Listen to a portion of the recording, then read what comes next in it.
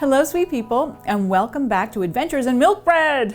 Today we're going to be making a cheesecake bundt with some jam in it. So it's nice and jammy. You can choose the jam.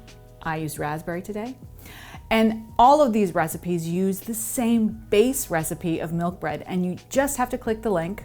It'll take you to Red Star Yeast site where there's a full video tutorial, full recipe, and I have already made the dough. I've chilled it till it's super cold, and now we can get to making a bundt. So the first thing is I'm going to liberally flour my work surface. Put that gorgeous, do you see how fluffy? So fluffy. So as beautiful as it is, we do have to degas it, which means we're just going to knock it down. It's already a beautiful round because it was in a bowl, which is perfect. We need to roll this into a round. I'm going to flour my French pin. It's my favorite type of pin to use. Okay, let's check. You stay. Okay. Huh? Perfect. Perfection! I love it. 18 inches all around. And now I've got to guesstimate, but you can use the ruler, but I love to see if I get it right on the money. So guesstimate what the middle is. I'm guessing right here. I'm just gonna make a mark. I'm not gonna dig in there yet. And then at 9 inches, because that's, yes! Yes! Yes! And now I can commit. Handy dandy tool. I puncture all the way through and I make a small hole. Before I do anything else, I want to prepare my bundt pan. This is a Nordic Ware. I love the shape. And I'm just going to lightly coat this. Now that that's prepared, I'm going to fold this over. If you have any big clumps of flour, I brush them off first. And that's where I'm going for, right there. And unfurl the dough. You get over here and go over here. There we go. There we go. That's in the middle. And now you want to tuck in the dough along the sides, keeping that hole in the middle of the bundt. Don't stretch it yet. You will be. Now that I have my bundt filled with the dough, it's time to put in the filling, which is the cheesecake filling. Super simple. I have the recipe below.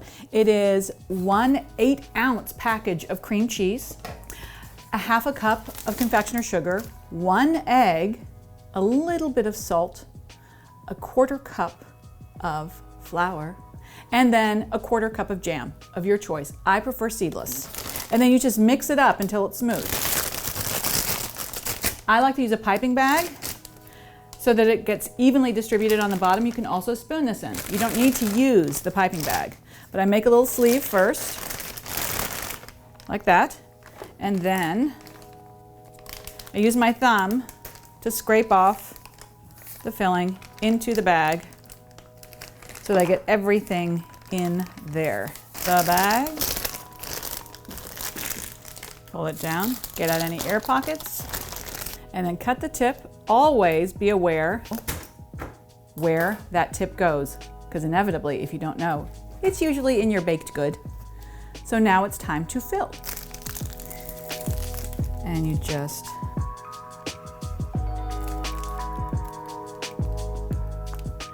and now that it's evenly distributed, I'm going to seal the dough around the filling. So we have that little hole. It's now time for it to be a little larger. Take the edge and I'm going to tuck that in, and I'm going to go all the way around, folding this, tucking it under and pinching.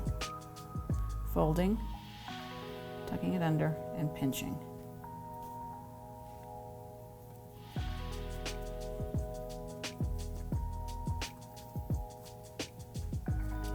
Give an extra pinch all the way around.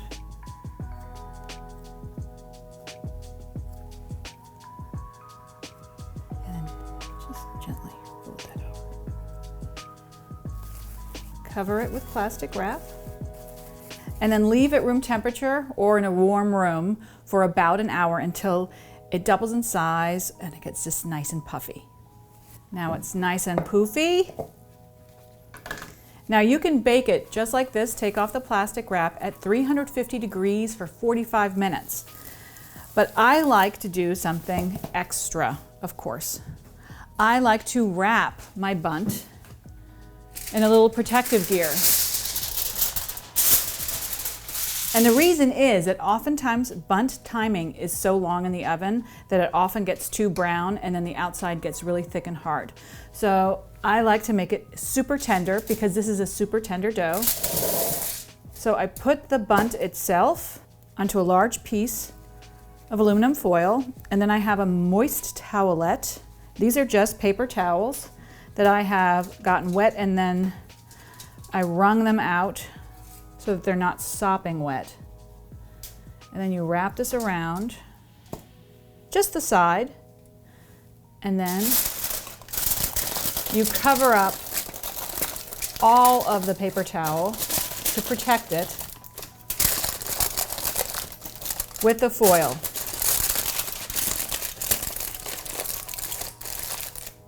But wait, there's more. I also put a little protective tent on top so that it protects what will be the bottom of the bundt as well. So I make a little tent and I just loosely put that around so it has room to rise. When you cover it this way, the baking is a little longer. So I leave it at 45 minutes in the oven covered. Then I gently take the sides down, leaving this top on. So the sides of the bundt are exposed for 25 minutes. And then I'll lift this off so that everything is exposed and bake it for about 5 minutes more. Then you take it out of the oven, you let it sit in the bundt for 10 minutes, and then you flip it out.